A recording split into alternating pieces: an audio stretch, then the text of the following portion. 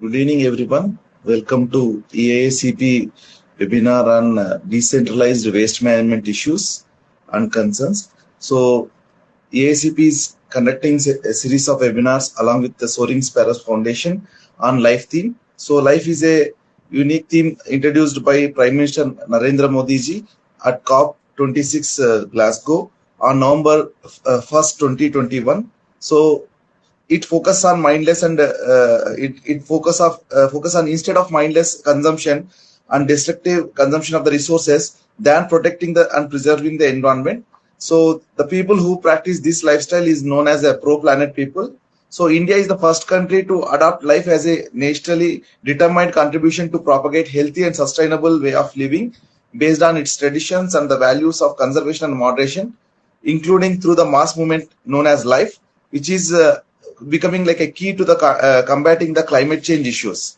So under this, we have also considered today waste management issues. So life program focuses on the demonstrating innovative technologies for the recycling of the specific material and different waste streams such as hazardous agriculture and municipal waste.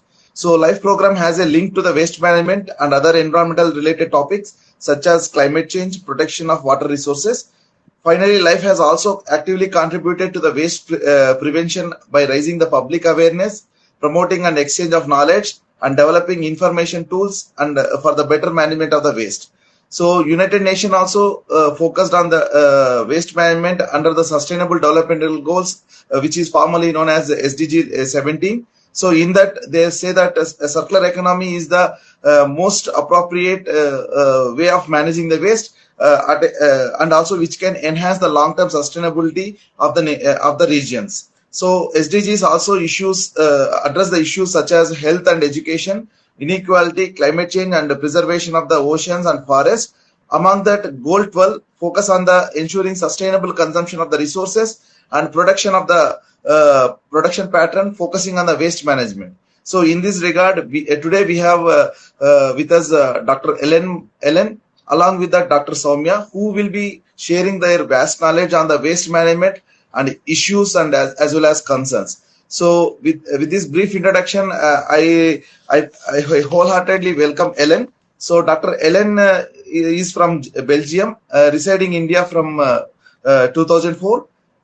She is an alumnus of environmental management course offered by Center for Continuing Education, Indian Institute of Science. She has a PhD in econometrics. She has work experience across academia, MNC, and 3 startups. And she is currently a consultant for geospatial data scientist at Mante Lab, which works on agri-tech domain.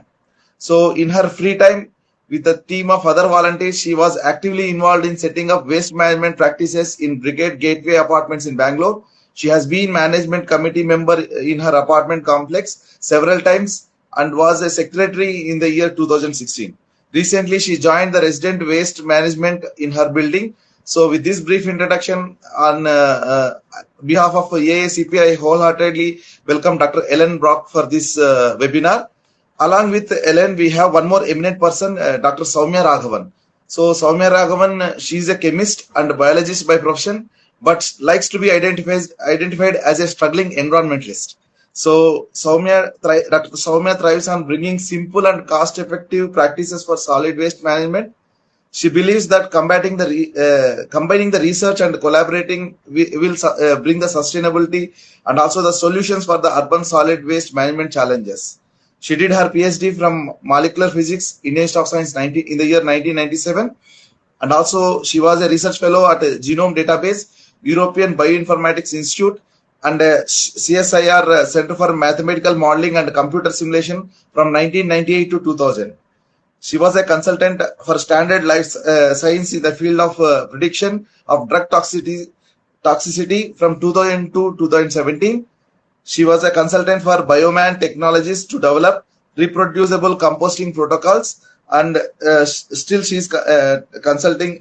She's working as a consultant for the same organization. So she's a member for Solid Waste Management Roundtable since 2021. So she is a member for Solid Waste Management Focus Group. So with this brief introduction, I welcome Ellen and as well as Dr. Soumya Raghavan. So now first I request Dr. Ellen to share her views on the decentralized waste management issues. Thank you, Dr. Bharat, and for this introduction and for inviting me. I'll just share my screen right now. Sure.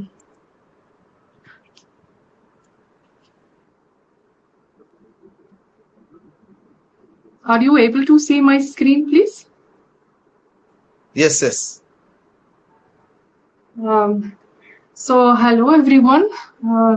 Thank you, Dr. Bharat, for the introduction, and thank you for the invitation as well. Also, Professor Ramachandra for extending this, in giving this invitation.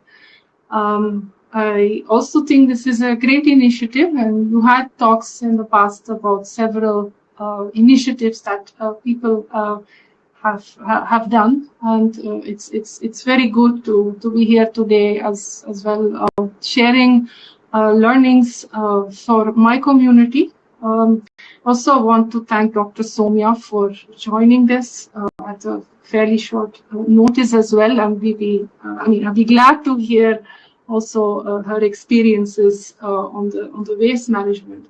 So I'll be talking about waste segregation in a large residential community. I'm from Bangalore. I don't know if people outside Bangalore are into this call. So I'll give them a little background. So waste management, maybe you have seen presentations of communities in the past. So what I want to do specifically in this presentation, to share with you what has been working, what has not been working as well, and how to go forward. To give you a little history, what the status is and what we have done and where we still are not succeeding that well.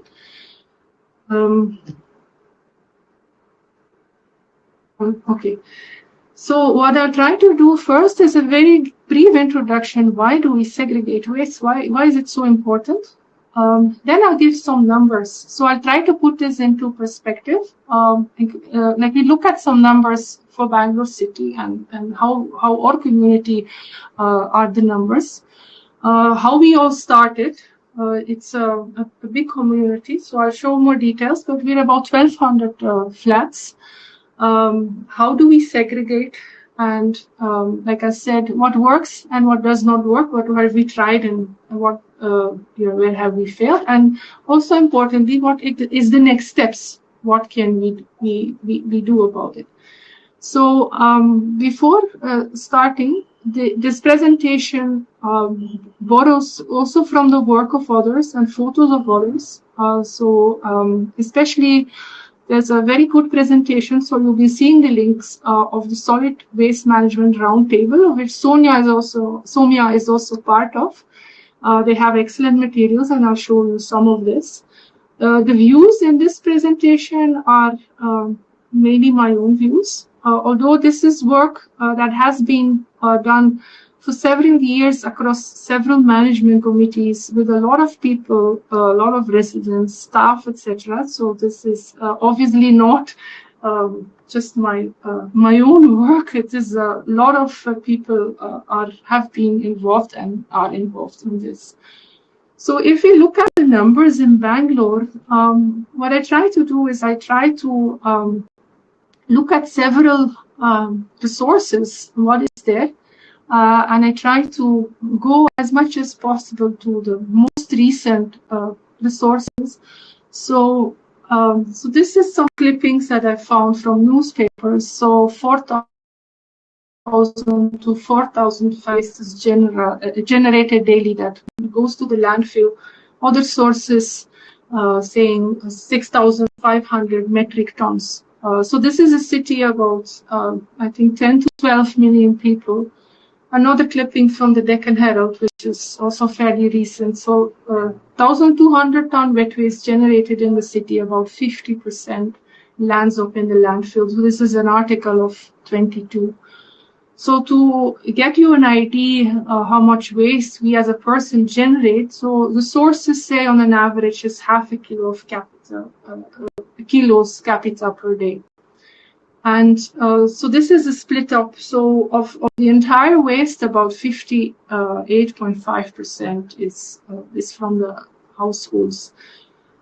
Something that is also pretty recent is that how Bangalore has been ranking in terms of other cities is that actually we have been doing less well compared to previous years.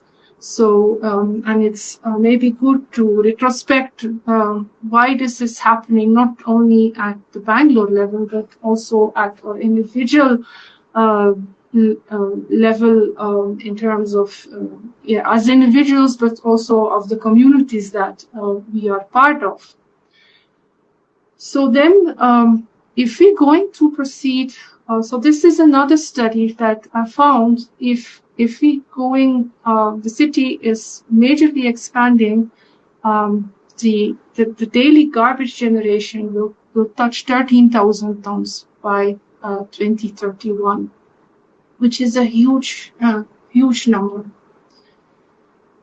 So why is it important that we look at these things? I'm sure these are things you all have seen in the newspaper. So these are a few clippings, recent clippings. So on some landfills that there's a lot of pain going on for the residents that are closing by. There is leachate, there is stench, there is a lot of people also suffering diseases. So this is an article that you can read. But what I found important is that you still see a pile of mixed garbage that is reaching there from Bangalore urban. So these are a few other recent clippings from the Deccan Herald that it's polluting the water.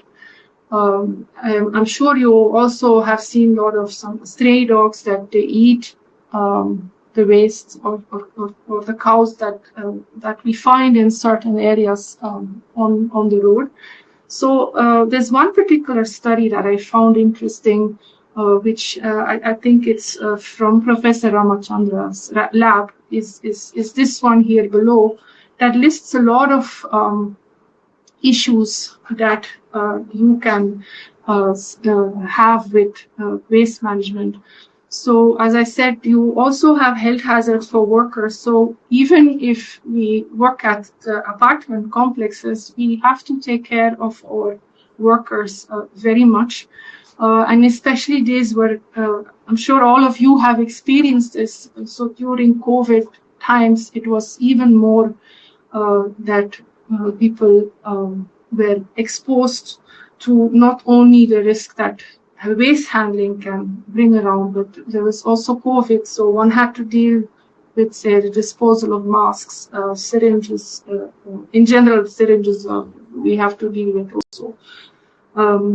So then another disadvantage side effect, I would say, that of waste is that there's also the transportation that the waste is having to bring it either to the landfill or even to centers that are doing further processing.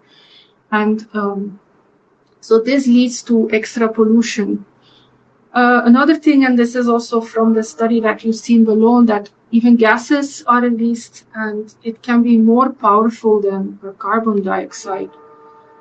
So another interesting study that is also fairly recent that I found is a study from 2021, which gives, it's a very nice paper about the different scenarios in Bangalore, how the waste has been doing, and like one particular graph is how it's about 50, 60, I think, unauthorized waste dumps, and how they keep on moving around despite being shut down and all that. So this is at the general level. So I just wanted to make a brief pause here, whether I'm audible, whether questions are there, or should we do the questions at the end. Here, like I said, we live in Bangalore, and as you can, so this is where we are, with the tiny red dot here.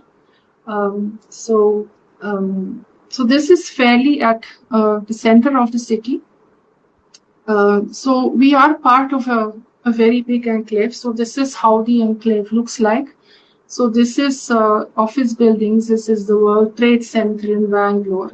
It's not shown in the picture, but there is a mall as well, and then a little further there's a hospital also. There's a clubhouse, etc. So this is in terms of apartments. We are 1,255 apartments, and approximately right now 1,100 are occupied. So what you see here in the background are apartments.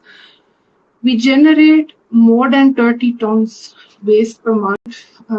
It's I think even much more.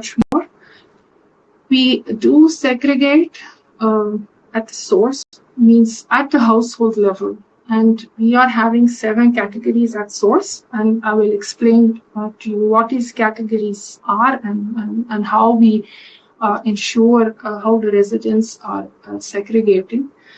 Our landfill category is what we think is small percentage of our overall waste, which I will show. So these are a few numbers. So these are recent numbers that were given by our office. So we generate about 750 to 1,000 kilos of wet waste per day. The dry waste, so there is a pickup 4 days a week. So this comes to about 4 tons per week. It's about 1,000 kilos per day. We also have garden waste. We have about 100 kilos a day. So, and that depends obviously on the trimming. So this is just an average. Since we are a very huge apartment, we also have sludge, which is about 55 kilograms per day. So this is coming, the sludge waste is coming from the SDP, which is working at full capacity. For the e-waste, on an average, we generate about 20 kilos per day. So this is clear 2-3 months, and I'll explain you how we do, how we get, how this is collected. Since the beginning, we had made it a policy to segregate the biomedical waste, and we have given the biomedical waste to a special vendor who deals with that. So Bangalore has several vendors, but this is what we have been doing from the day, because from the day one, this is fairly toxic waste. So this daily gets taken also from the doorsteps. So this is again that same article. The reason I'm showing this here, also try to make a pie chart from the numbers I've given you. So this is that same article from 2021 with scenarios of waste management nexus in Bangalore. So I'll not go into detail about that, because I'll focus more on the apartment. But this is to see the numbers like organic waste about 59%. It says here you see 33, but with other biodegradable. So it's approximately around that. So these are on the right side. You see our own. So this is a chart we made in the. This is dating from 2012. This is what we had at that time. So the wet waste is about 64%. Now we have numbers for more categories. Unfortunately, we didn't have the numbers for how much plastic, metal, and all this is going. Although we segregate that in the different parts, but it's not been in our records right now. So maybe going forward, it would be nice that again we have the split up. So the wet is 55%. As I said, it's about 750 kgs to about 1 ton a day. So this number might even be higher. So this is going back to how it all started. So this is in the early days when we had to take over the things from the builder. It is very important as a new association. So this is quite a while ago. This is in 2012. I think now perhaps the situation is a bit better at that time, because I think it was new. A lot of it was new for everybody, for residents, even for builders. And I will show you why also this was the case. So we didn't have the infrastructure, but we had to start doing the waste segregation. So we got these big bins, but bins were cleaned on the podium. There was like a water connection in our garbage rooms was not commissioned. So this was a situation here. This is a very old photo where we could not segregate. We didn't know what to do. So waste was scattered outside the waste rooms and all that. So tiles. So the way it works, so we are about 13 blocks in our apartment, as you could see from the first picture. So we have under these blocks, we have these little rooms and where we could put the waste. So we had to do the tiling and all that in the beginning. So as I said, we started around 2012. Before implementation, we felt like it's maybe a make or break a bit. Not make or break, but it would be good to see what other big communities are doing. So at that time, we visited other communities. I think one was Platinum City, one was another brigade building, and we were very fortunate at that time. Still, of course, very fortunate. Our neighbors is Renaissance Park in Malleshwaram. So they are smaller community, but they also had these 7 categories at source, and they were actually the pioneers in the biomedical waste segregation in Bangalore.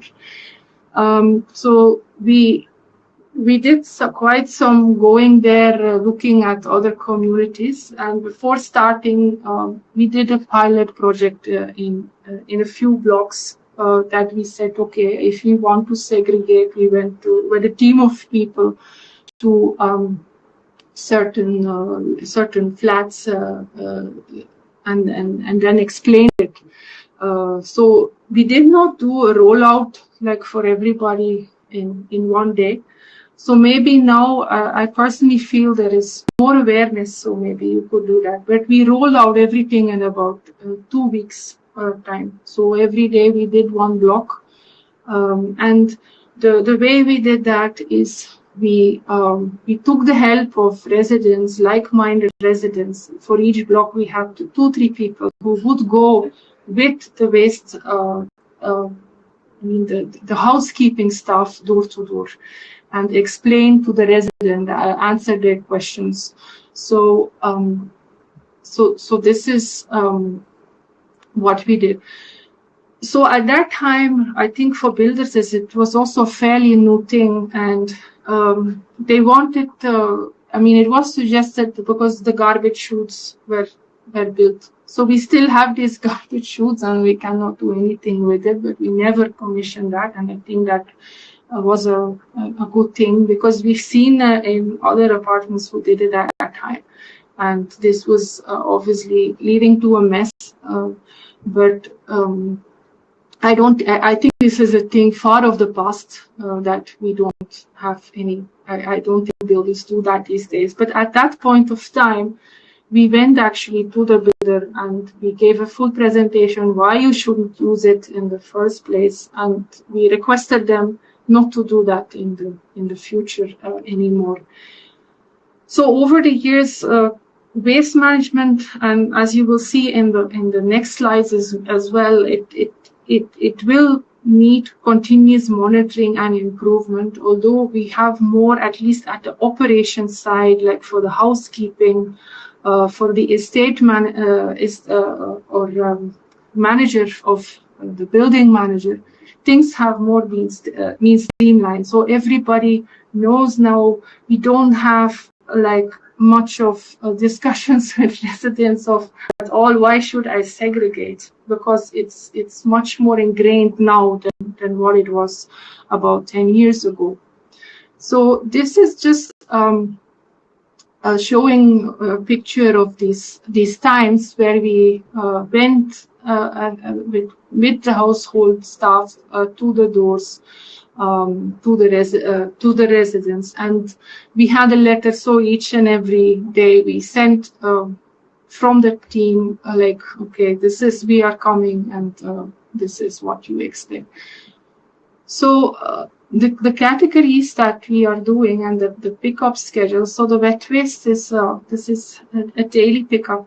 So paper, plastic, and metal. So there are 3 categories in our dry waste. So now I'll talk a little bit about this in the next slides as well. Biomedical gets also picked up daily. Rejects, it usually goes as a separate category as well. And then the e-waste, which is a separate bin at the block level. So wet waste, I'm sure you're all familiar with that. So we have, this is part of a chart. We have our own segregation chart, and I'll show you an example. So this was made quite some time ago. So I'm sure you all know that or have this in your building as well, that coconut shells, jackfruits, that all has to be separately. What we say is like, you should put it in a bin outside with a lid on. And it's possible, I mean, it's allowed as well that you can line your bin as well. So this, I briefly wanted to say of the wet waste processing. So I'll spend some time on that because, like I said, I'm not just going to talk about success stories. This is not about, success and all that. I just want to give a realistic picture of what is happening on the ground, and what are the learnings, and what is the way forward in that. So at some point of time, we were, after we got first the dry waste going, and I also must say that we got a lot of support even at that time, and even in the present time, of the solid waste management roundtable. So once the dry waste was settling down, we went for the wet waste processing, giving these OWCs. So this is the OWC machine. So we had 2 of this. So it just works like a big washing machine where you put the waste in, and then you have to remove it, and then it goes to the drying racks, and this has to cure for about 14 days, and after which you get this manure. We also have a garden shredder. So this was purchased separately. This was not given by the builder, and we also have so a shredder. This was like for bones and all that, and a garden shredder as well. We have. So as I said, we after this dry waste, we implemented this, and initially we also did that at a smaller scale. So these are some pictures from around that time, how it all was looking and how it was drying and all that. But as I've been showing you the numbers, we have lots of numbers. So soon these small rooms that we got, so this was in our car parking, became a little too small. And then there was a lot of complaints as well on terms of smell and, you know, the flies at that point of time. So, and we found the curing and the ramping up, we thought we'll bring it more outside such that it, you know, it will cure much better. So this was a facility that as an association, so on the right, we had built. So this is under our fire ramp. So this is a huge room, and where we had all the racks, and we had an OWC in this area, and we had one inside the building, and we were able to ramp up the wet waste processing at that time. So after this, this is where all the learning and, how would I say, the less good things started to unfold. So once we moved out some things from car parking and we brought it there, so then some residents started to complain from the other blocks that it was smelling there. But we fought back, and we got the vendor on site to help us out to see if our processes were right, whether we put enough sawdust. So in these OWCs, you basically on the top, I forgot to mention this here, you have to mix this also with sawdust. So this is here the sawdust. So it takes a lot of, you know, you have to have your process right. Otherwise, you get, you know, problems. So we try to troubleshoot that as well.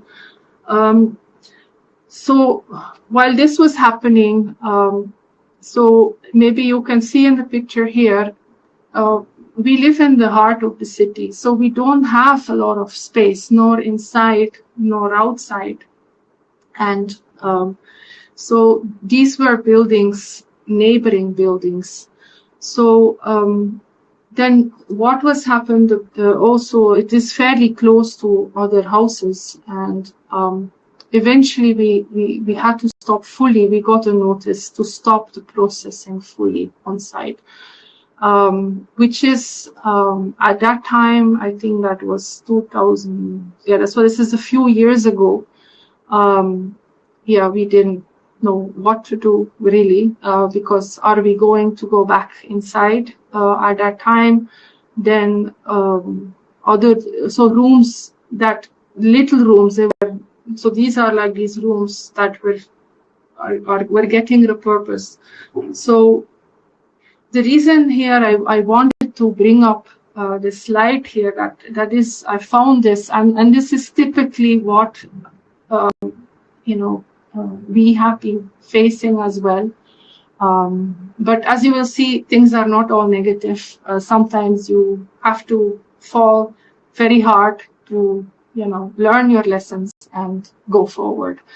But regarding the wet waste processing, so we had a very big commitment to go ahead, and we always in our AGMs got funding to try out things. So that room that you saw was nobody ever made a problem on, you know, expenditures on the waste management. So the issues, I think, are more like okay, people in general, there's a smell, they see the flies. I got also calls at that time. Also, I was the secretary of the association. A lot of calls, a lot of complaints. Why is it so close to the residential areas?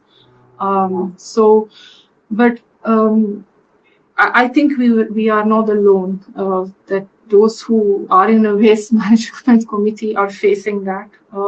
So this is based on a case study of 23 apartments, and this illustrates like the general feeling that in situ composting that is left with few people stressing and supporting it. So friction among the residents and the management committee itself. So this is obviously a challenge in a big building. So other committees have had surplus compost. So at that time, we gave our compost freely to our residents. We used it in our gardening, and we there was an organization which the name escapes me, which helped us.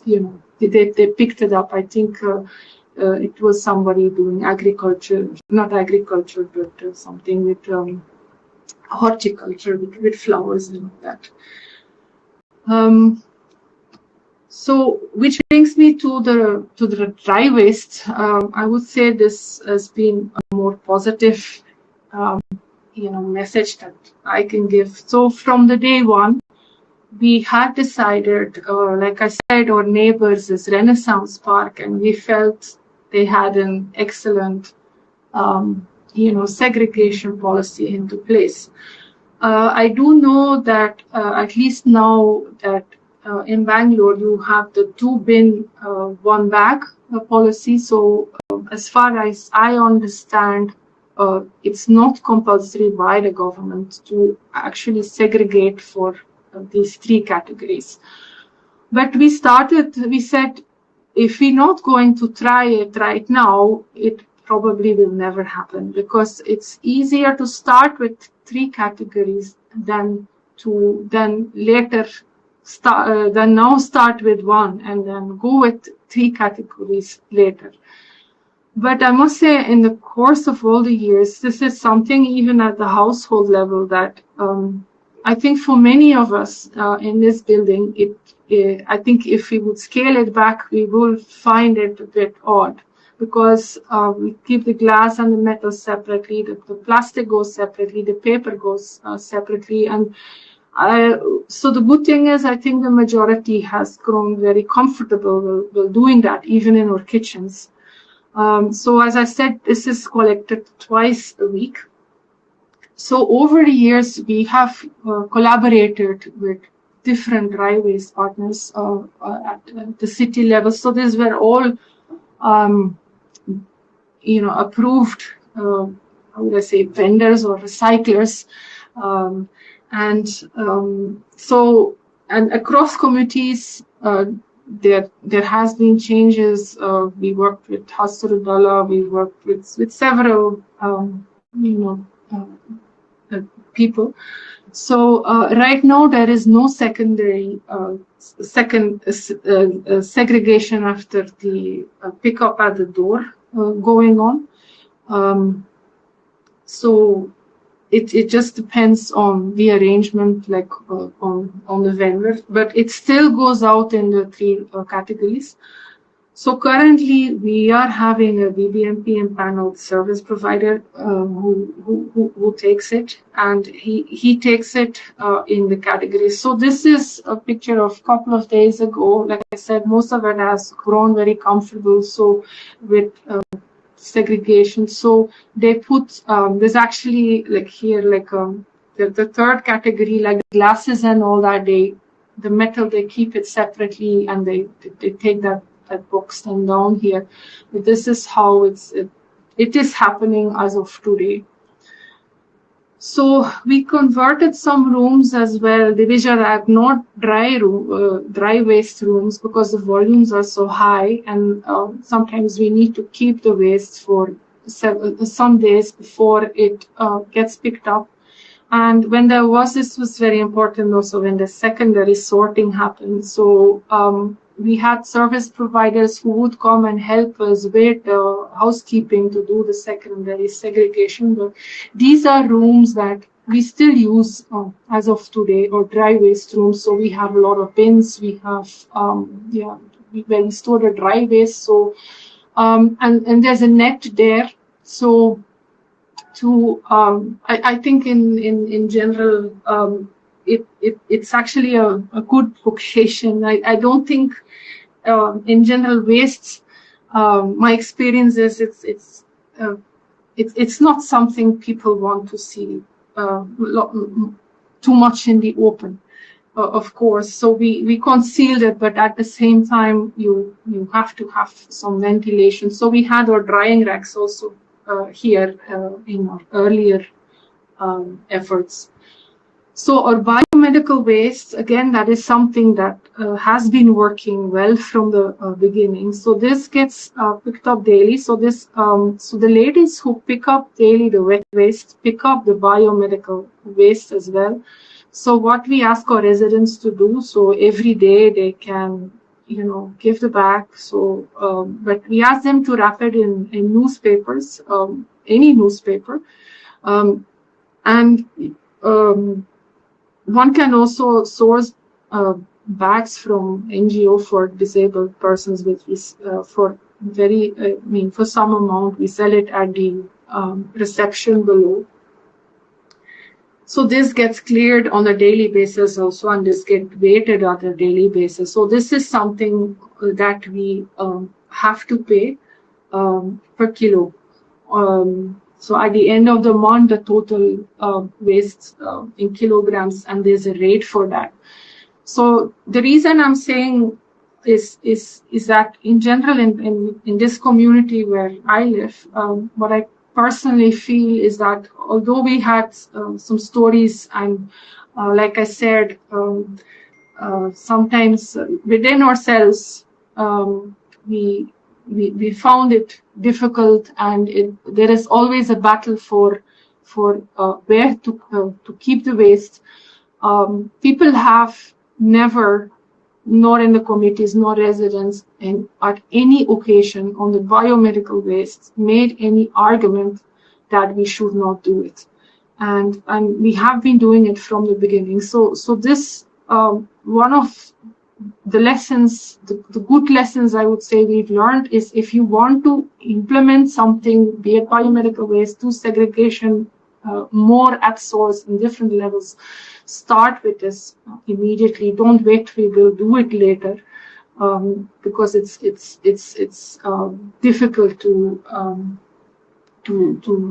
scale it back. So the rejects, I'm seeing here daily collection, and on the slide I put weekly, bi-weekly. So yeah, I think if we keep it separately, they will also collect, because it's actually very little. If I look at my own household waste, like if we also have old clothes sometimes, or domestic help, they will use it, or sometimes if we put a couple of times I've put old shoes out, but invariably somebody will ring the bell and say, can we use that? Can you make a note? We want to use it, or we know somebody who can use it, which is a good thing, that not too much should go to the landfill. So this is the e-waste. With the dry waste initially in the early days, so this is a picture taken yesterday below in the lobby. We initially had one big bin, so for the entire building, but we felt that didn't work too well. People had to walk too much to do it, so it either ended up in the dry waste, and then the staff had to say, no, you cannot give it. This is not dry waste. This is e-waste. So then we did a big campaign for the e-waste. And these are regular bins, but what we did, we customized our bins a bit. So we got a carpenter, and what you see here on the top is like to put the tube light in, so residents can come with the tube light. So even our electricians, sometimes when they're in a hurry, they come down and they put it in the bin here. They don't bring it, let's say, to their room with the e-waste. They just put it here. They go to the reception and they put it here. So we got that tailor-made. This one, for instance, this is to drop the batteries because, and I forgot to give one picture here. If you open this bin, you will see there is a wooden diversion here in the if you basically drop the batteries, that you don't damage your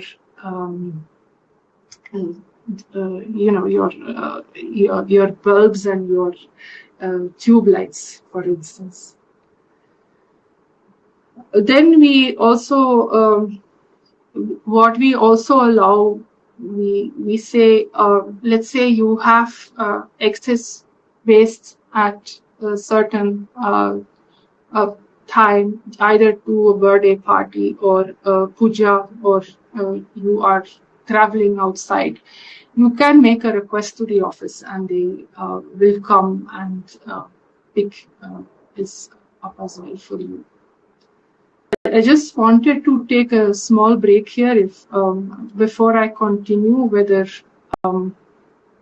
everybody is able to hear or follow me. So, Yes, madam. Okay, yeah, because I'm just seeing my screen. So, because in office sometimes it happens, we're presenting and then somebody has to say we've lost you. So, and because of our, okay, I will just continue then. Thank you, Dr. Bharat. So what we do when a new resident comes into the building, we have what we call a welcome kit. So we have a general information booklet. This is not just about waste. This is about anything. Where is your emergency number? Who is your newspaper vendor, etc. And then we also give. This is just an A4 sheet. This color sheet we give with the recycling guide. It's not laminated. It's just simple. Sheet which we made in CorelDRAW actually, and then we give 3 waste bags as well.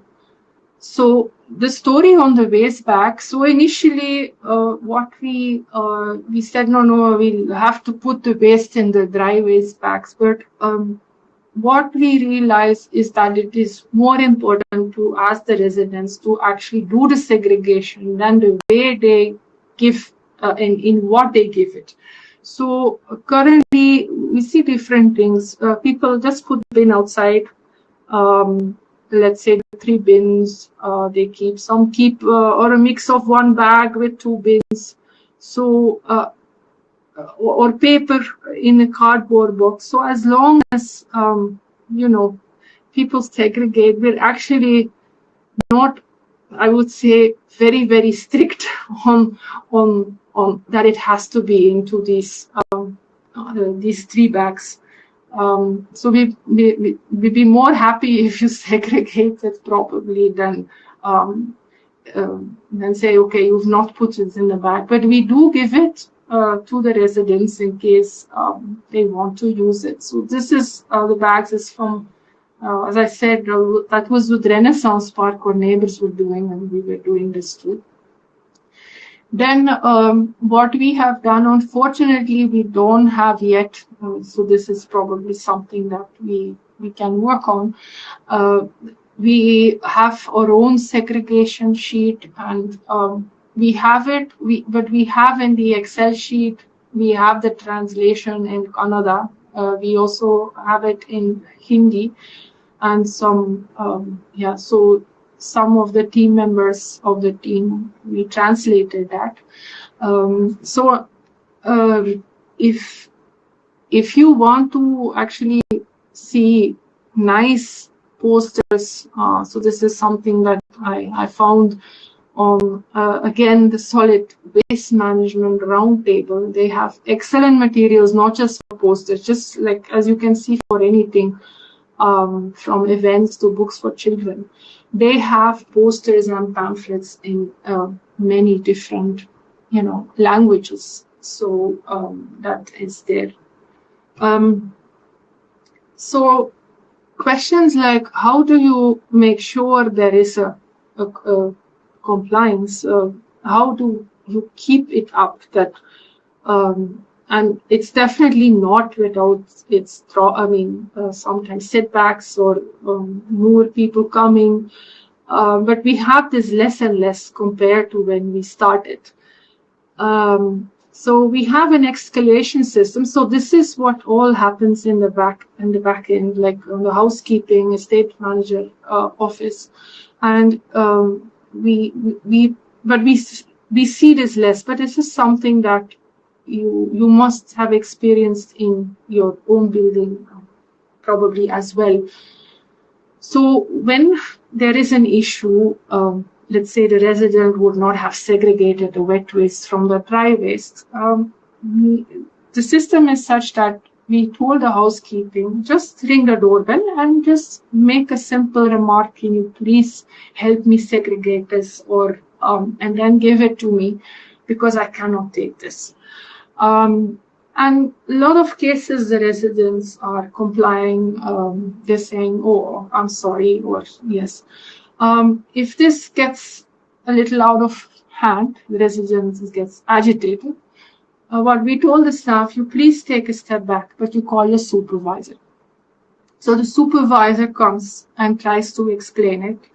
So if that still doesn't work, so on a daily basis, this was in the very beginning, I remember we used to have sheets saying, okay, flat so-and-so is not segregating properly. And then, okay, what is the issue?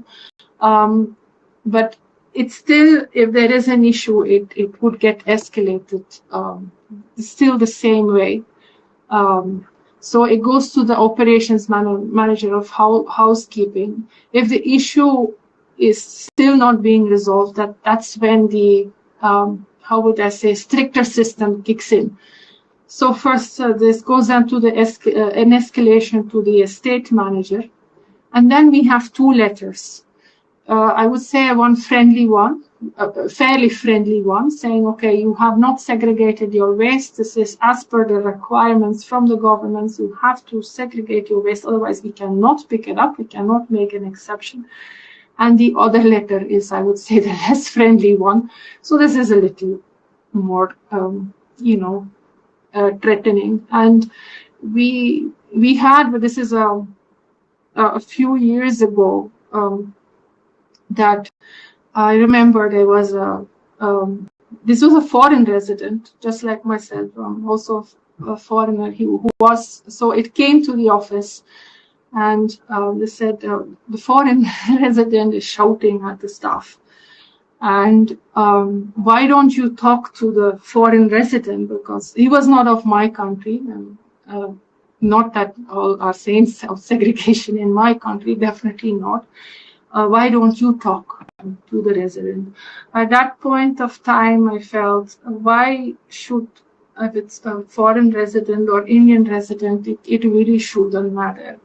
We will follow the system and the protocol. So we did follow the protocol with the letters. And on the next day, I think the resident came running to the office in a state, I wouldn't say of shock, but like we never had any issues after that. So we have this all drafted. There is even a letter in Kannada. And I think there is one in Hindi as well. And that usually helps on the day-to-day when there is no compliance. So how do we regularly keep on reminding as well? So this is another initiative we did a few years ago. We have TV screens in each and every block. So we keep on posting there, and this flashes up. This is taken a few months ago on when the people enter the list. So not just waste management, any notices. We have screens that go with anything that you can be shown.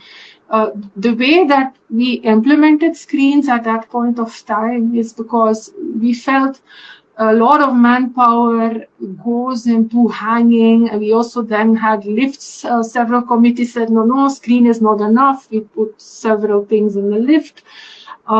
Lift has been useful for other things as well on defaulters, but that's another story. Nobody wants to see their name there, so or flat at least. So, but you regularly have to, remind people of doing that. So, what I talked a little bit more on the resilience parts, and again, this is a great effort of a lot of people, each and every resident willing to do it. But the real heroes also, I feel, as our housekeeping staff. So I'm sure you have many stories and experiences as well in your flat that especially during COVID time, it was a very big challenge, and especially for these people as well, to daily witness great infection risk to pick up the waste of so many people. But not a single day the waste has not been lifted. We had a small interruption due to COVID. Maybe we had to keep the dry waste for 2 weeks, but there was never any interruption has been in the schedule. And this is on a daily basis, whether no weather, hot, this cold. These people have every morning come and picked up the waste with a smile on their face. And I always feel if what we can do, they're a very, very big part into that. So some of the things we have done, and we had done TT injections. We will restart this again because due to COVID, we had some, break in that. And I always feel when you just talk to them, they're very friendly to respond, and they really bring a smile. You bring a smile on their face when somebody gives small words of appreciation, say hello to them, saying it's so nice of you to do this every day. So things we have done in the past as well is obviously with COVID it was less possible, but we're going to restart this again. We have told them this as well, is we engage them regularly in training, but not just training. Sometimes we give them it's like open mic.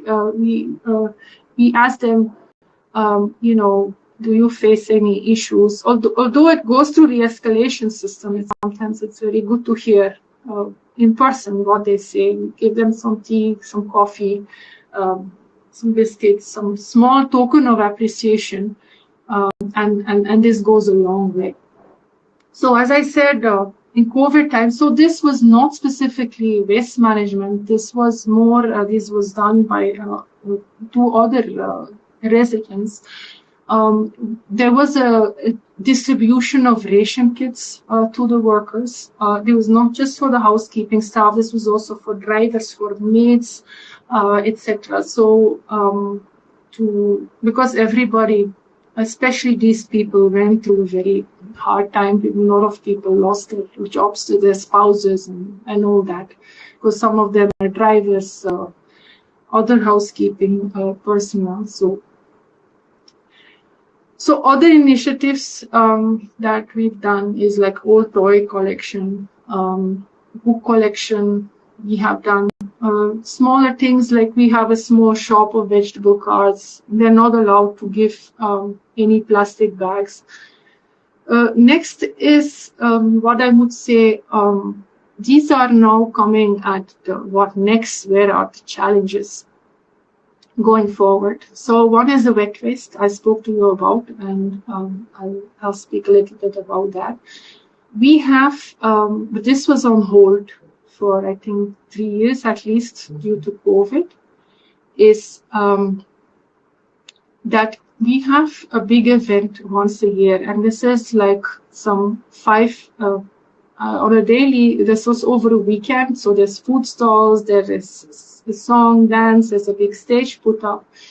We have a big event, and this was restarted recently.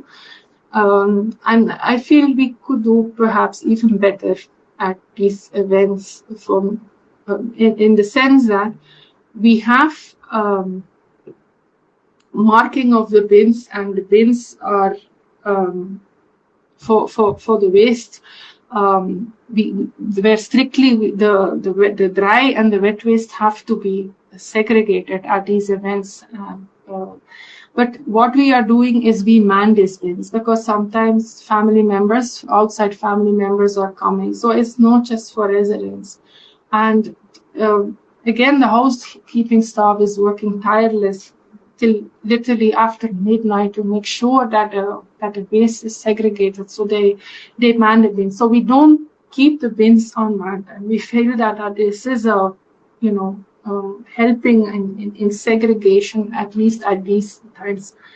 So going forward, I think we definitely can do more initiatives on these big events. Although plates like areca nut things is used and all that, but then the paper cups is there. But is there something that we can do more since things have opened up? So first of all, we not have just this one time a year, this big function. We also have like smaller garden area, and there's also a room inside that you can hire. But when you hire the room, we make it very clear that strict implementation of waste segregation has to be followed. So everything has to be segregated, wet and dry waste. And there are bins provided which get cleared. So there's a deposit asked, and unless the segregation has been done properly and is approved by the housekeeping staff, the deposit will not be given back. So this is so there I'll show you in the next slide. So we had also in the past drives for old books, clothes, etc. So I'll just skip to this slide. As I said, for small events where we can do bigger, and this is something. So the waste management team currently have a new team. So some of us had, how would I say, retired a bit and then came back as well. But there's since it's a lot of what I would say floating population in our building, we have currently newer people who live, who have joined the community recently, and I personally think it's always a good way to have newer people on board, at least to more ideas, more things that we can do, sometimes things that we don't see people can do. So one of these newer initiatives that newer people are thinking about it is starting with a cutlery bank. We just are thinking about it and how to go about it. So if you are interested in that, is excellent. Again, from Solid Waste Management Roundtable, links there, how to start and where to get it, or in organizations rent a cutlery. So what I think what we could be doing, if when people rented now these smaller rooms, that we say, you know what, we maybe either give a discount on if you rent a room, if you use this type of things, and that we have a bank as well in our building. But to give you an idea, so again, this brings me back to challenges of big buildings. So if you want to have a bank of cutlery yourself, so this is, for instance, the price. This is like for 150 sets approximately, this is about 80K. So if you want to go for bigger numbers, this will be more. So I don't think personally the 80K will be a problem. I'm sure, like I said, we never had much of issues in terms of asking for budget. This would be a thing. But just to give you an idea of the scale that we are looking at, so this will need some working. But things that are, however, maybe possible, but which we have not tried, but this is something that is done in our children's school. If there is a big event, and which I'm talking about a few thousand people are asked to bring their own battery. So I think maybe in the next steps, this is something I think very nice to actually try as well. So I had skipped this slide. So currently, like I said, where we have not been able to sustainably do it is this on the is this on-site wet waste processing. So we are very privileged, though I would say, to have been surrounded by people from the Solid Waste Management Roundtable, and currently so it is almost the same team when we had issues when we had to stop it. Team in the management committee. So there are good individuals also willing to take this forward. So currently, the plan is to restart this as soon as possible. The wet waste processing. So currently, the discussion, like I said, we've given a big enclave, is to do this at the enclave level. So we're just at the early stages of that. So this is a biogas plant. Again, I'm very hopeful that, like on this big initiative, we can learn from our failures and move forward.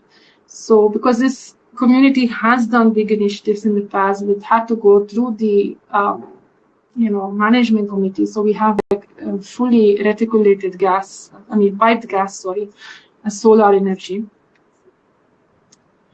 And yes, so as a last thing, sorry. Hello. I think you Hello. Hello. Hello. Yes, Dr. Bara. Did you lose me somewhere or? No, okay. I just wanted to inform regarding the time. Okay. Yeah, I'm at the end. Okay. Yes. Just one last minute. So another thing that I personally feel is what we could do is that we could cooking oil. This is something where I always struggle with. In the sense, what do you do with that? It's messy to do it with a wet waste. So this is where I've seen it in Europe, where you have like containers and a container park, and where you put it. So this is the last slide. I'm not going to go over this. This is what builders, can do to help as well in general on the demolition and construction waste. So this is the last slide. So this is some sources, like I said, that were in the slides and that were used. And so this is the end of the presentation. Okay, thank you. Thank you so much, madam. So thanks for elaborated presentation. So I request Soumya madam to take over. So after that, we will have a question and answer session. Sure. Bharat, I have sent you the second presentation. Please use that. I have already. Yeah. I'm going to share that. Still not seeing the share button somehow. I think there's some strange. And we have. Shall I try to rejoin? Maybe then the share button will show with Soumya. It's okay. I think we have less time now. So even if presents, it should be okay. I don't have many slides, so we can have him present and I'll continue speaking. There's also a power outage at my end, so I'm turning off the video. I'm sorry about that. Sure. Go ahead. Are you able to see the slides, ma'am? Not yet. 1 second. No, I think I'm not yet seeing. I'm sure it'll come on now. It's probably a network thing, not anything else technical.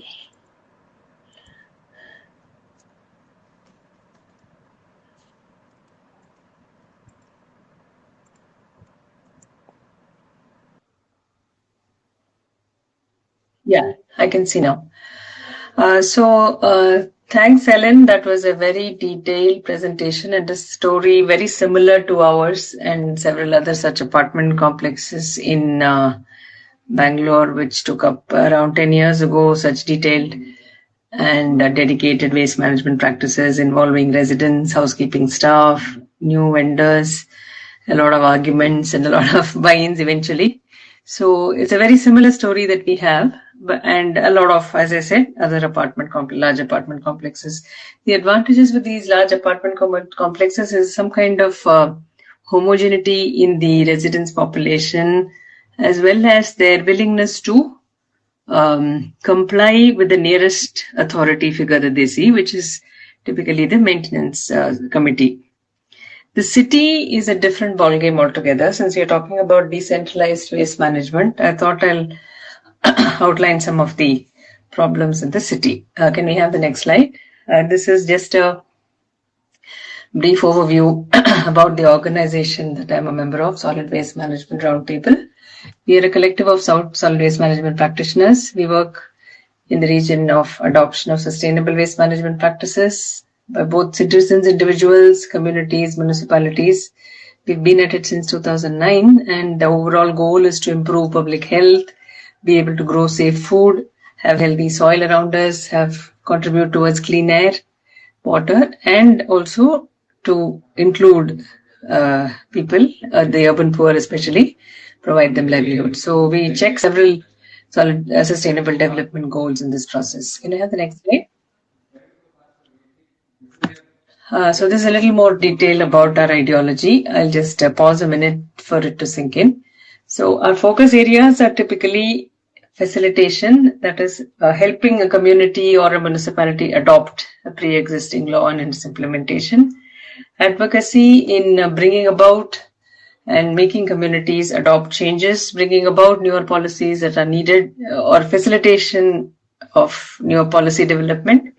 We also have several campaigns running on social media and in person to help spread the word, to decrease waste, to manage waste sustainably, and so on.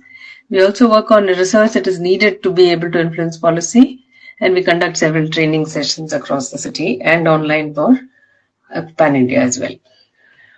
Next slide, please.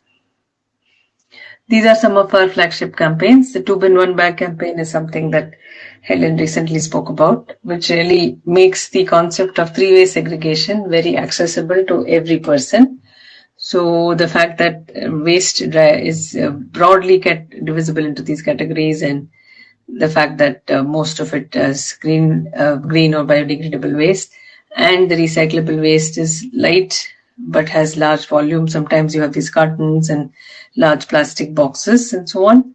So the bag contains that, and the red indicating that is the most hazardous form of waste, and also subtly implying that it is something that you should keep on decreasing. And as Ellen detailed in her presentation, we should aim for anything less than 5 to 1% of our total waste.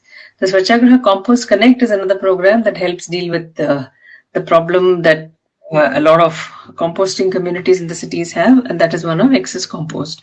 Who will buy it, where will it go, and so on. So we connect farmers who are in the neighboring regions of Bangalore to the communities such as Ellen's, who have excess compost to give away or sell at a very low nominal price. The next one. So the solid waste management problem is not a problem if one were to think of it as a case of how small drops will make an ocean. This is a situation where everyone's contribution matters. Can we go to the next slide? So all that is expected, very least from every individual, is to segregate and dispose the waste responsibly. Segregation itself, when done at home, is a fairly trivial task. And if you have the right set of receptacles to put the right form of waste in, and you have a chart displayed on your fridge or somewhere inside the house easily for everyone to see, this is a no-brainer. So what then is the problem? Can we go to the next slide? So the problem happens when unsegregated waste has to be managed. It is also a problem when large quantities of waste has to be managed, and when no one takes individual or implied responsibility. So what do I mean by that? The city itself, you can think of it as a large community, and this city is, for administrative purposes, is divided into what are called wards. Each ward, for solid waste management purposes, can be thought of as having been divided into blocks. Every block is about 700 to 750 households, and you would have seen these autos with the green funnel-like bag going around the city roads. These autos typically cover about 750 houses waste collection in a day. So that's the definition of what's called an auto block.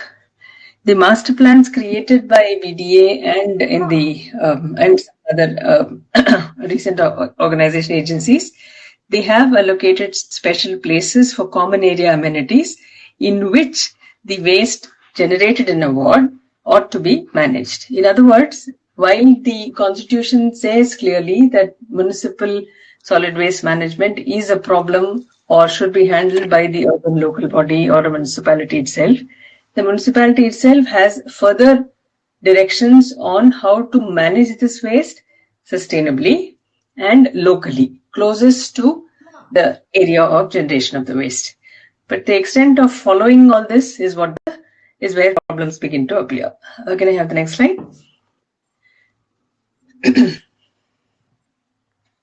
Could I have the next slide, please?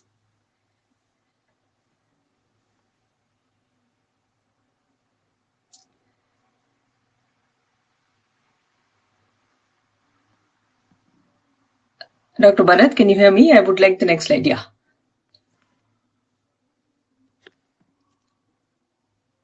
Yeah, so this current infrastructure of the ward, I'm speaking with respect to Bangalore.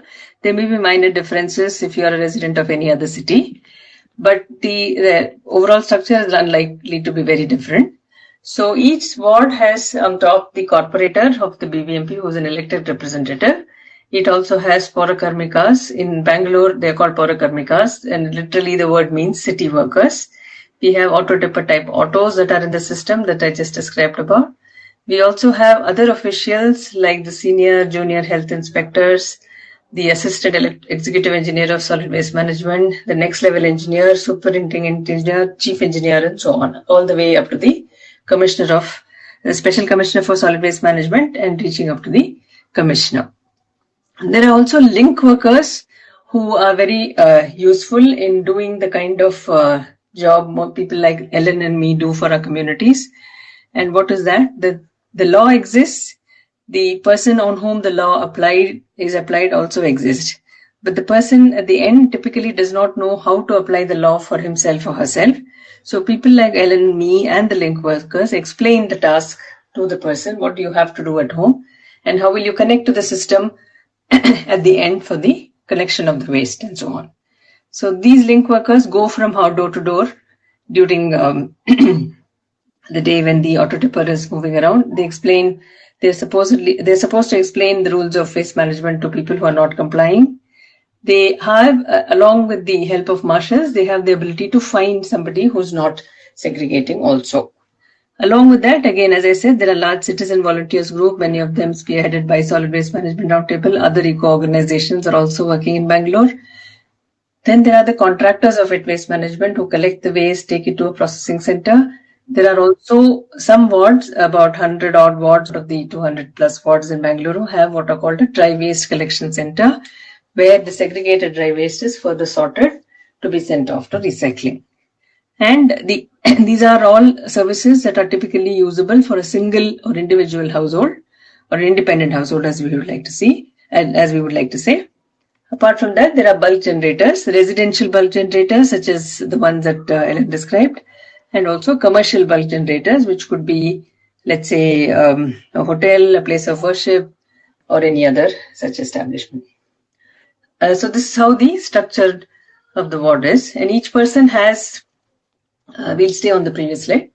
Each person has a specific role, as I explained, and it is although the law mandates their role, the law mandates what is to be done, the cohesion between these officials and the higher-ups, as well as the penalty for non-application of the law are all still quite vague, which is why we have a system of, we sort of wake up only during a Swachh Sarvekshan survey, and for rest of the time in the year, the city is fairly lax.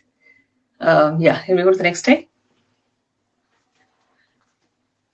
So to make a ward self-sustainable, to make it what we would like to call a zero discharge ward, where nothing of the ward's waste leaves the ward, we suspect through a group of volunteers that a certain set of requirements are the minimum that need to be met.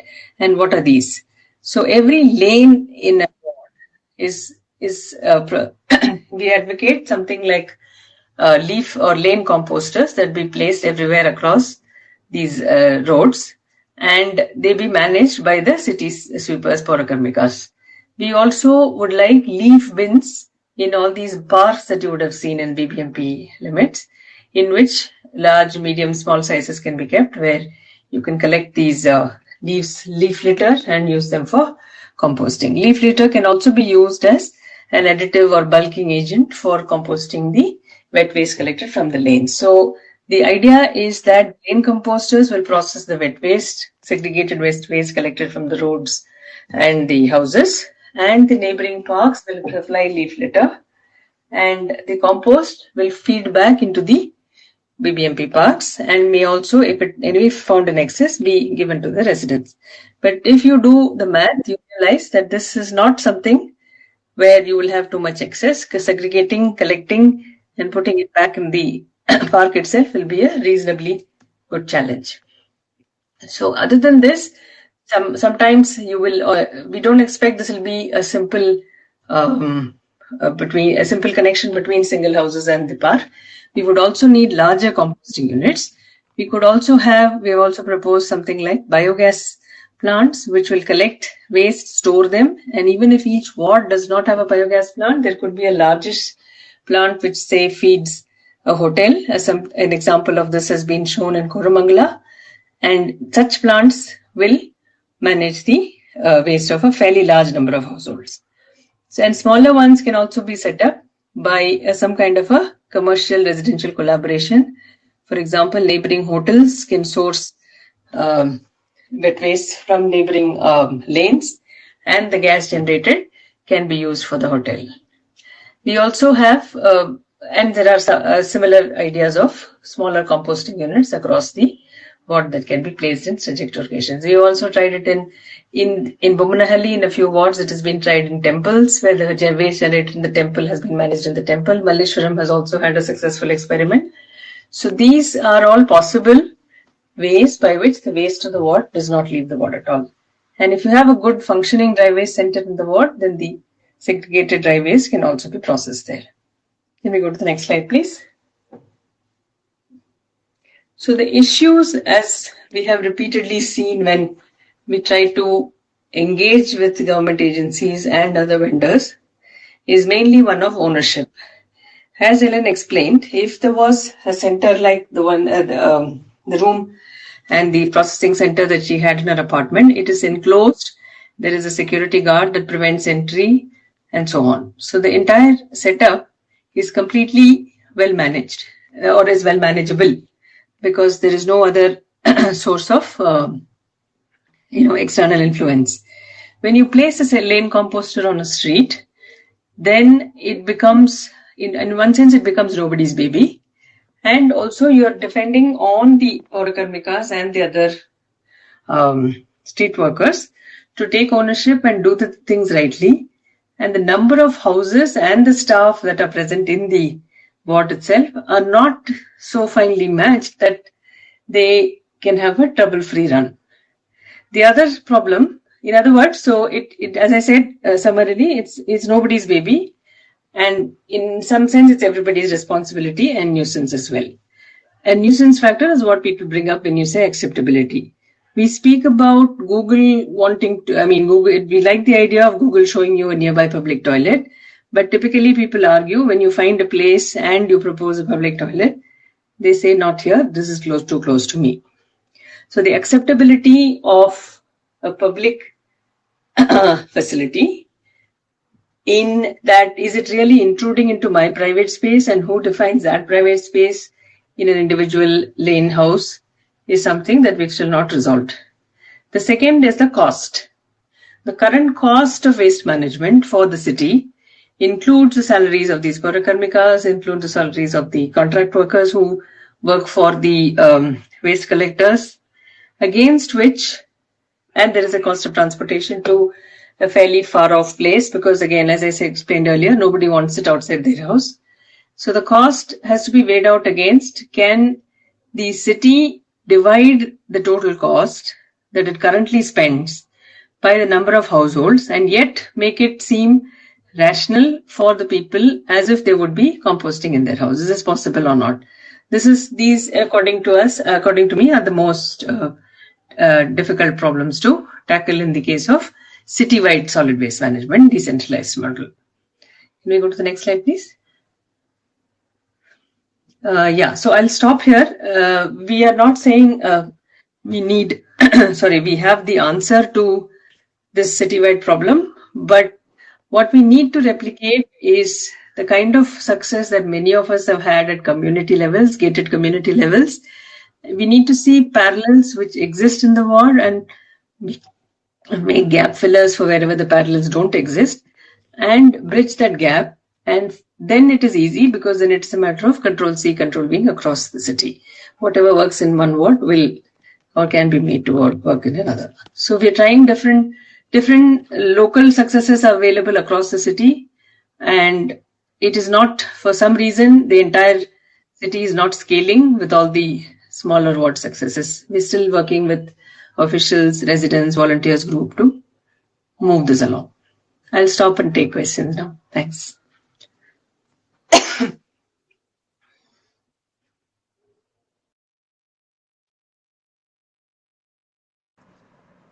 Thanks a lot, madam. We'll take up the questions. So there is a question from Ganesha. So any one of you can provide the answer. Madam, can you highlight the MSW 2016 rules and its implementation status?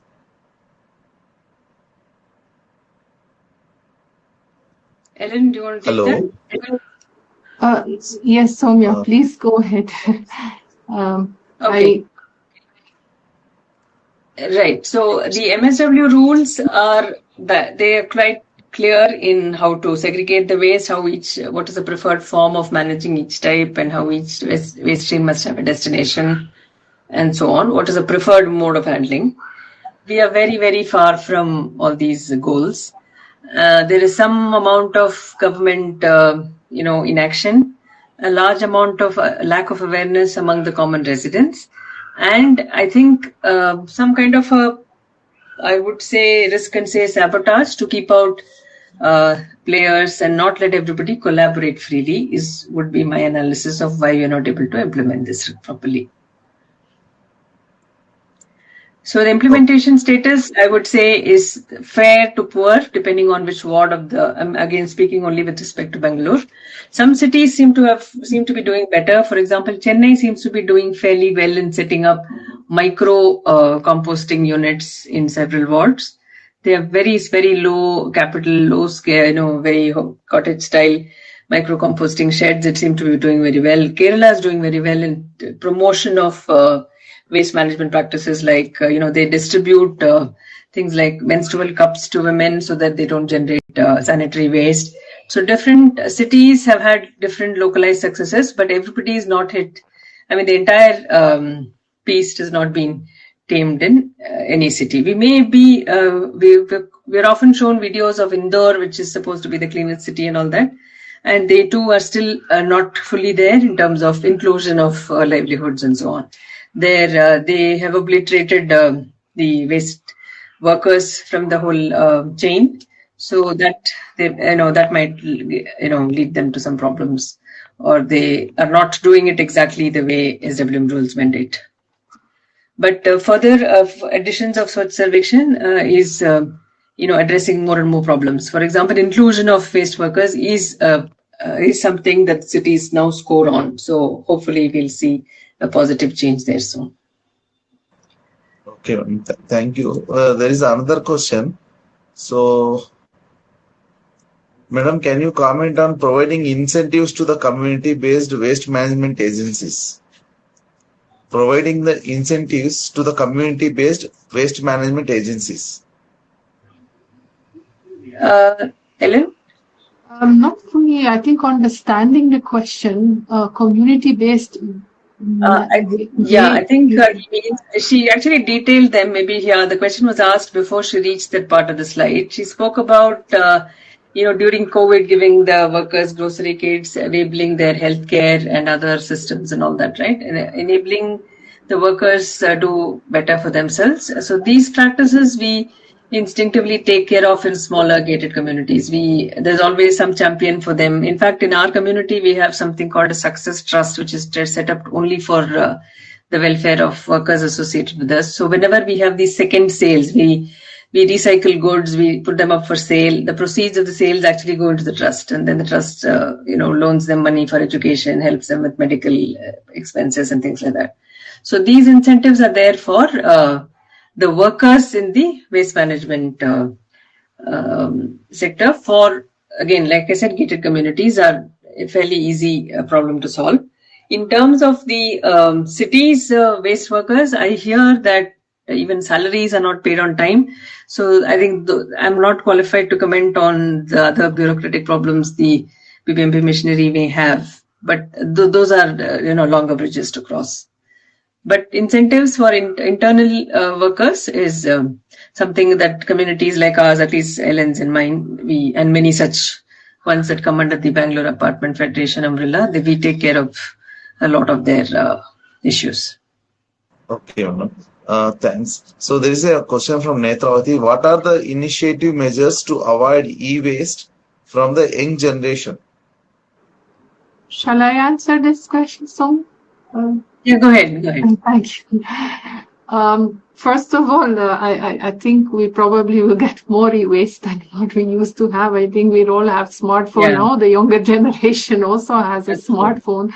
So we're getting younger and younger. And if you read in the newspaper, the state that how all this artificial intelligence is going, we need more servers, we create more heat for the planet. I don't think it is going that in the right direction, because like servers, chips, I think the e-waste is only going to get more, I feel, rather than less.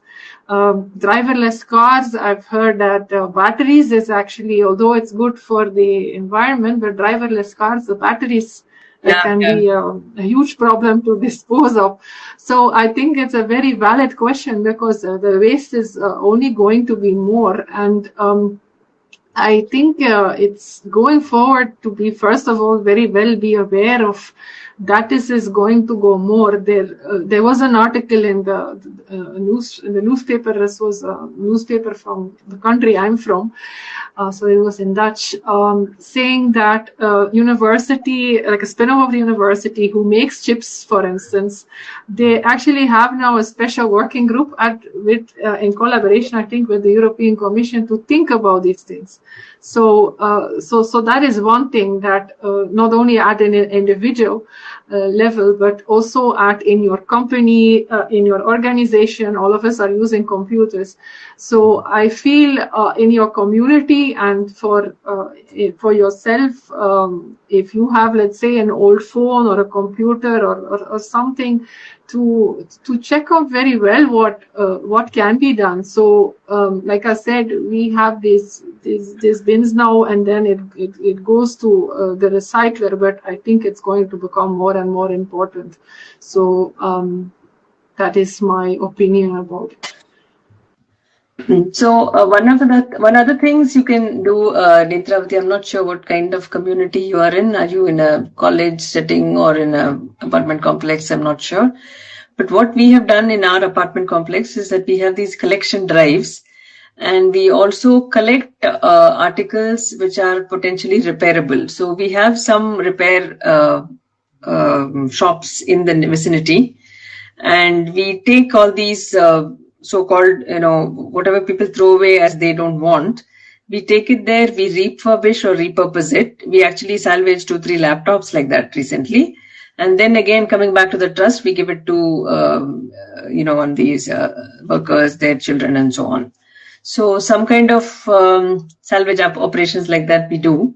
And then we, whatever is completely unusable, we send to a e-waste management center.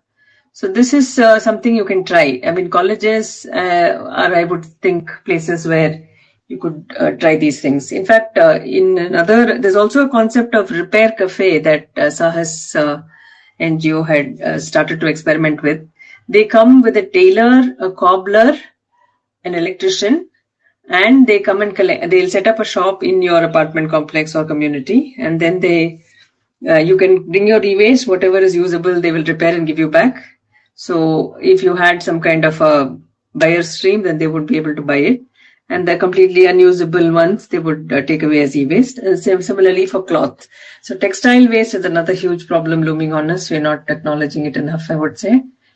So they also make bags out of this, and we have tried some drives by which we give these, old cloth salvage bags to the street vendors and cart vendors inside our ward to help them switch to a cloth-based sale instead of a plastic bag sale.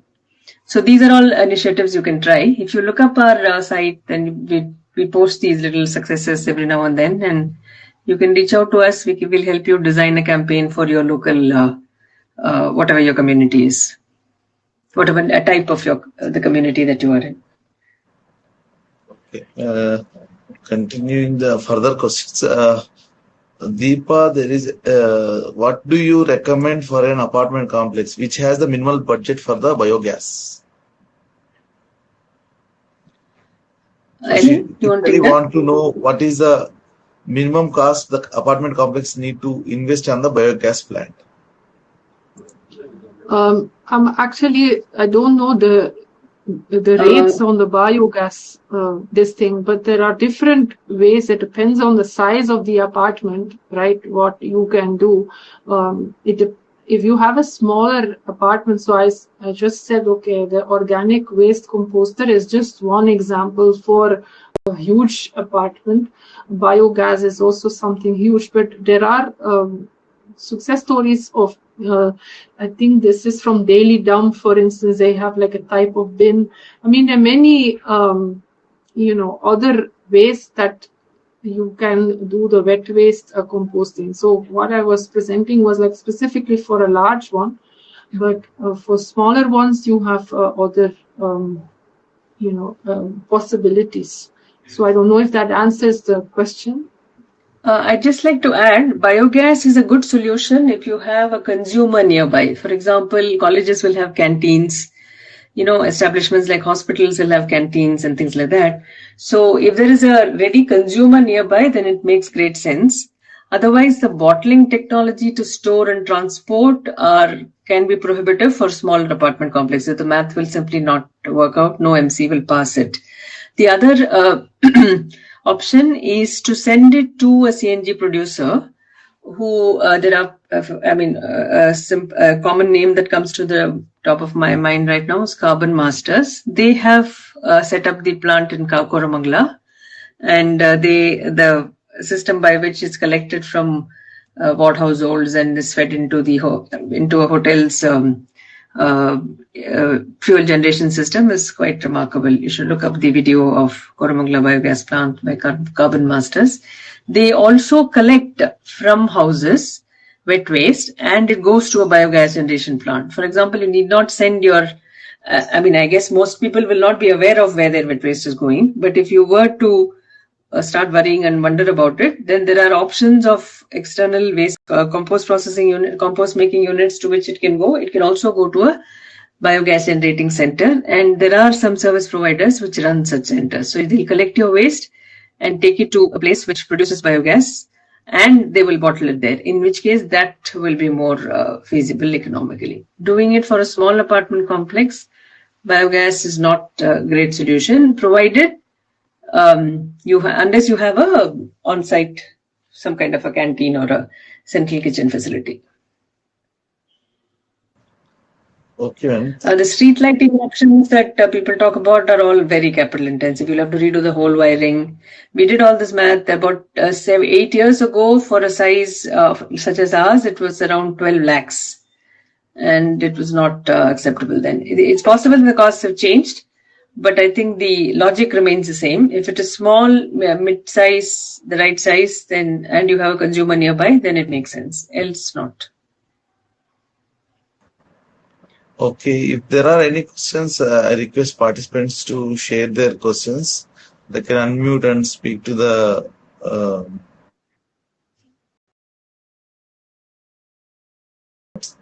questions. I wouldn't call us experts. We are practitioners. Yes. I actually liked in the beginning you said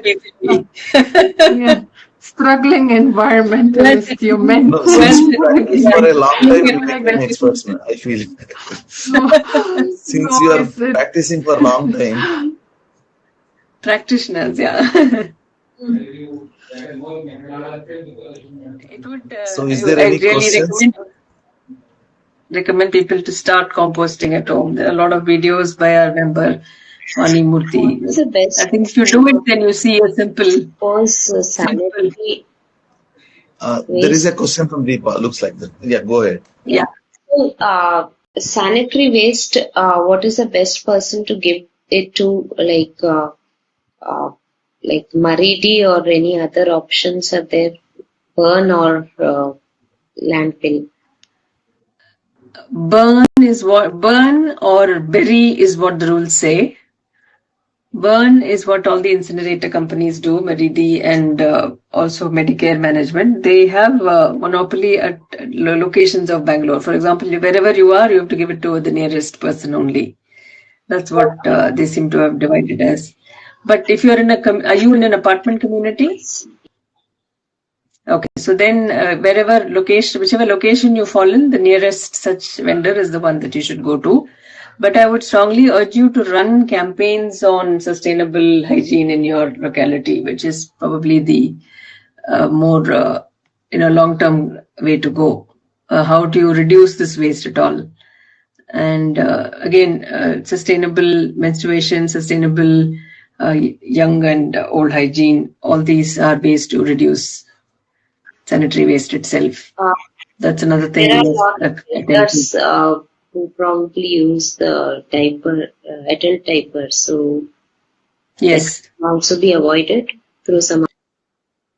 Yes, there are cloth diapers available which can be washed and reused. I think they're called, I'm not able to, you can look up the site called greenthered.in. I'll just type the text here.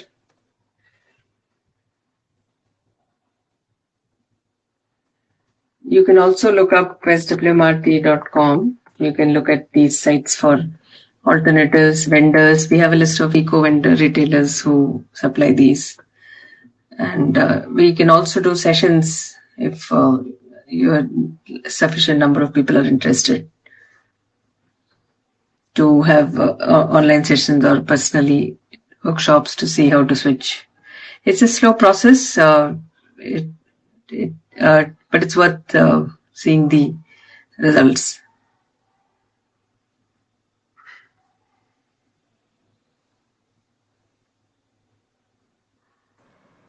Hello. Looks like there are no further questions. So now I request Dr. TVRAMACHANDRA sir to share his views on this.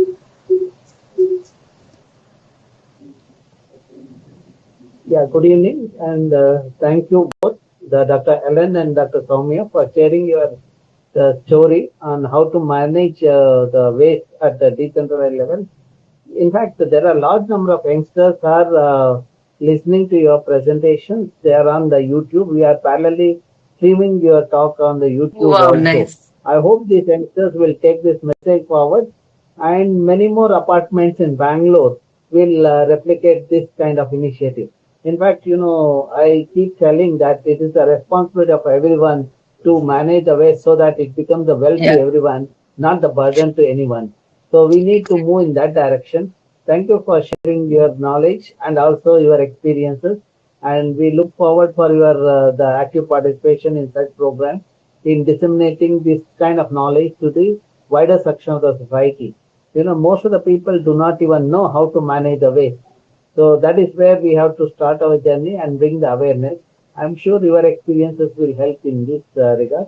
Thank you very much, and spending few minutes with us and the many youngsters. Thank you. Bharat. Thank you. Thank you. We are happy to. Yeah. Thank you. Thanks a lot, madam.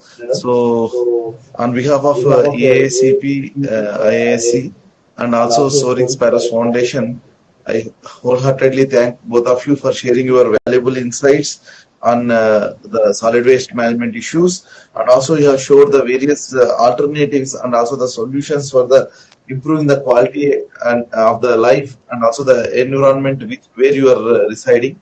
So with this brief knowledge, people will get benefited. And also, I look forward, if there are any questions, please contact the experts and get it solved. So with this, I thank everyone for active participation. Thank you, one and all. Namaskar. Thank you. Bye. Thank you. Thank you. Bye. Thank you so much. Bye, Ellen. Thank you. We'll catch up. Bye.